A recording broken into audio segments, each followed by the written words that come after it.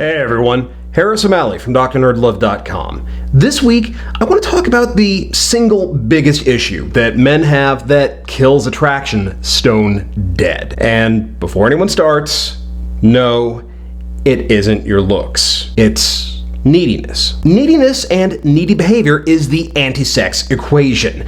No matter what else you have going for you in your life, you could travel the world, you could be world famous, you could be a millionaire with a mansion and a yacht. Neediness will ultimately make people nope the hell out of your life, whether you're dating or whether you're just trying to get something started. This is an area that trips a lot of people up because we're social creatures.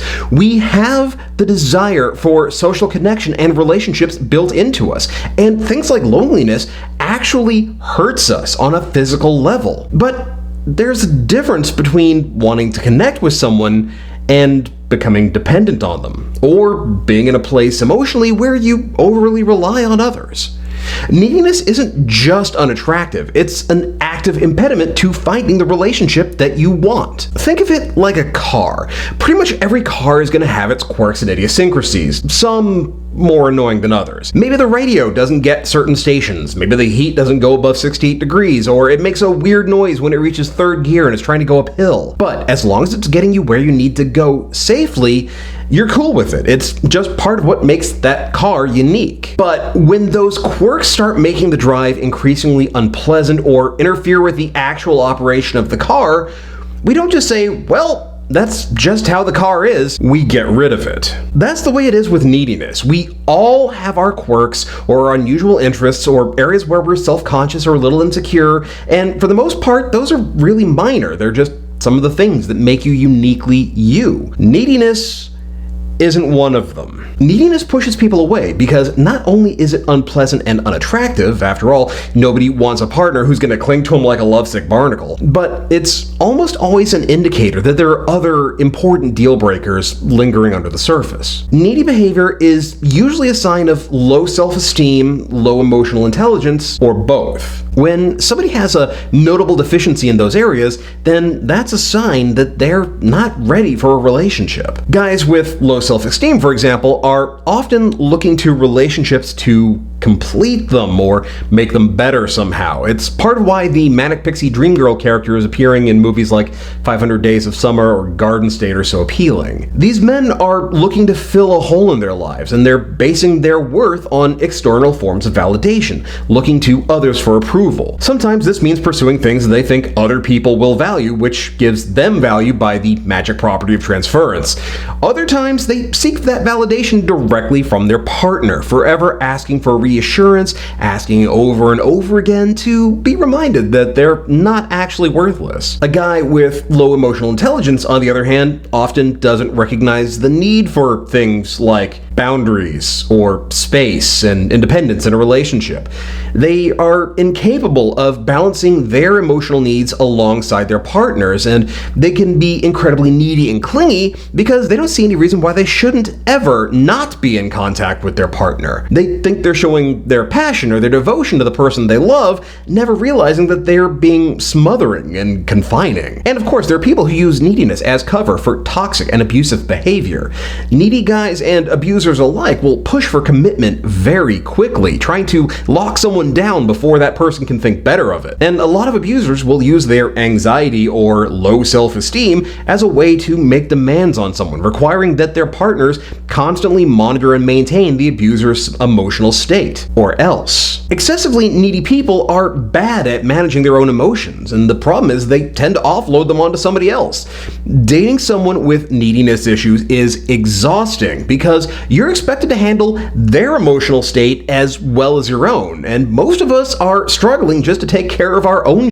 Trying to take on somebody else's as well is unreasonable at best. Honestly, it's a cruel irony in its way. Neediness drives away the very people that guys are trying to connect with. But the problem is that more often than not, when guys try to address the issue of neediness and needy behavior, they tend to focus on the symptoms and not the source. They look to rules like don't text more than X times per day or only go out on a date with someone once per week, which ultimately doesn't work. Neediness isn't about how often you're texting someone, it's about the root causes of that neediness. And neediness is ultimately rooted in fear. It's that fear of loneliness or abandonment or rejection. We crave that connection with someone so badly that the idea of not having it or losing it makes us incredibly anxious. Fear of missing out, or FOMO, for example, is a form of neediness. We worry that our friends are doing things that will bring them closer together and squeeze us out. And so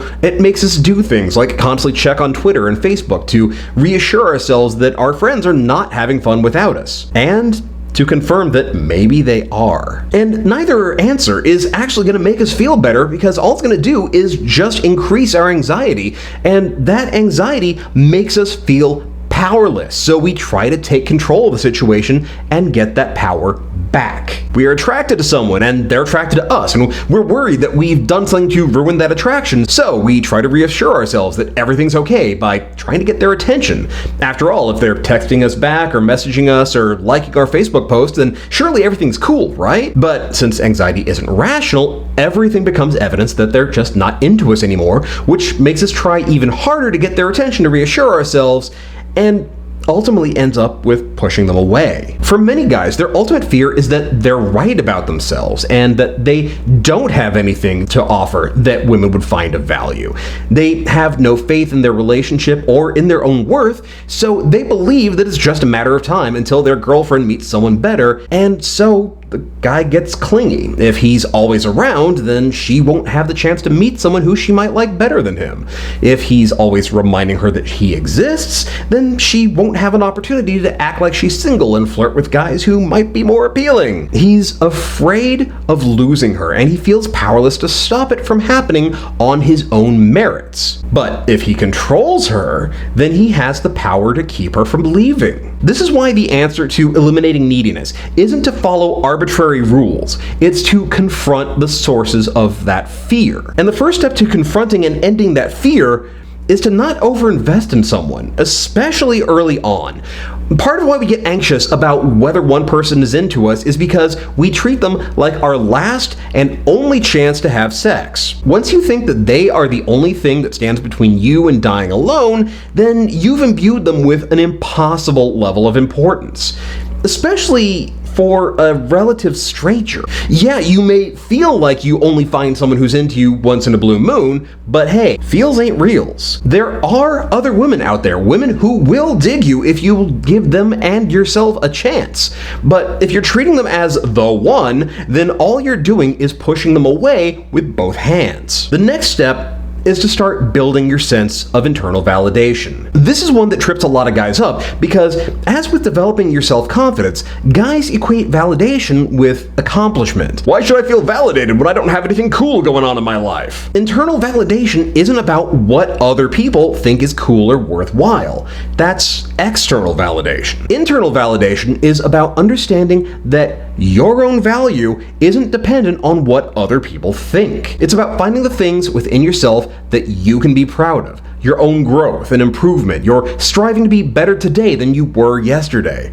It's not about being the best at something or better than someone else. It's knowing that you're capable of doing a little better every day and becoming your best self. You're finding satisfaction and value in yourself and what you know that you can achieve. And as you find your own value and your own validation, you're going to discover that that gnawing fear that you're losing out somehow is gonna start to fade. Not only are you gonna feel more confident in yourself, but you're not gonna feel so powerless. You'll know what you're worth, and more importantly, you'll know that you're capable of going out and getting what you're worth. You won't have to feel afraid of losing what you have or missing out on what you want. And while you're at it, learn to start taking control of your own mind with mindfulness meditation. Meditation is a great way to get those anxieties and raging insecurities under control, simply by learning how to let everything go. Now, there are a lot of ways to practice mindfulness meditation, and there are some great guided meditation apps for your smartphone. But the easiest way is just to sit comfortably, close your eyes, and focus on your breathing. You pay attention to your breath, the way that your lungs fill up, the way that your breath feels going in through your nose and out through your mouth. Now, you'll get distracted and have stray thoughts. That's fine. Just let them wash over you and go back to focusing on your breathing. Meditation takes a little practice, but once you get the hang of it, you're going to find that you can clear your mind and focus your thoughts with ease and get those raging thoughts under control. But more than anything else, if you want to eliminate neediness, then you need to stop defining yourself by your relationships, whether you're in one or not, or even if you've never had one. Part of why neediness rages out of control is the sense that a relationship defines you as a person and you're somehow deficient without one. When you treat a relationship as something that defines or completes you, you're giving away your power. You're taking away your ability to define yourself and tossing it onto somebody else. That means that your worth and your self-definition are fragile and temporary at best and can be taken away from you. Straight talk, relationships are not magic spells. You're not someone different just because you're dating somebody. You're the same person you were before. You've just adjusted the way that you're living to incorporate someone else. And don't get me wrong, there is nothing wrong with wanting a relationship or not wanting to be alone. But if you want to eliminate neediness, then you need to live a life that's fulfilling and a life that you can be proud of and satisfied by, even when you're on your own. Find the things that you live for, the things that give your life meaning. Develop your passion. Pursue the things that are good for your soul and strengthen your sense of self-worth. Because the more that you live a life that you can be proud of and love on your own, the easier it is to find someone who will want to share it with you.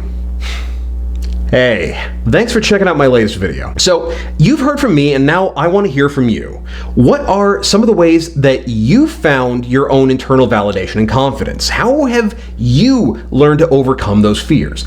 I want to hear all about it, so share your story in the comments. And hey, if you have a short dating question or a topic you'd like to hear more about on here, let me know. You can share that in the comments as well, or hit me up and send it to doc@drnerdlove.com and put "for YouTube" in the subject header. Meanwhile, if you've met someone awesome and you want to turn getting her number into an unforgettable date, then be sure to check out my newest book, I Got Her Number, Now What? This is the all-purpose guide to texting for dating success, and it's available now in print or in ebook. Links to buy it are in the show notes, so go check it out. And if you do, or check out some of my other books for that matter, be sure to rate and review them on Amazon and Goodreads. It's a huge help. If you're digging the series, you know what to do. Hit that thumbs up, share it around with all your friends. If you are really digging these videos, if you're finding that it's helping and you're getting a lot out of it, and you want to support the channel, then consider becoming a patron at patreon.com/drnerdlove.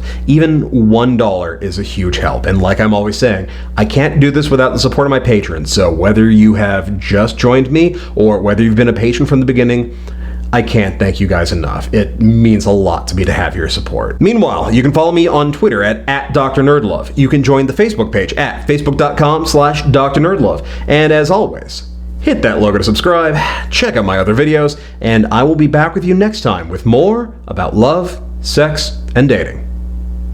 Later.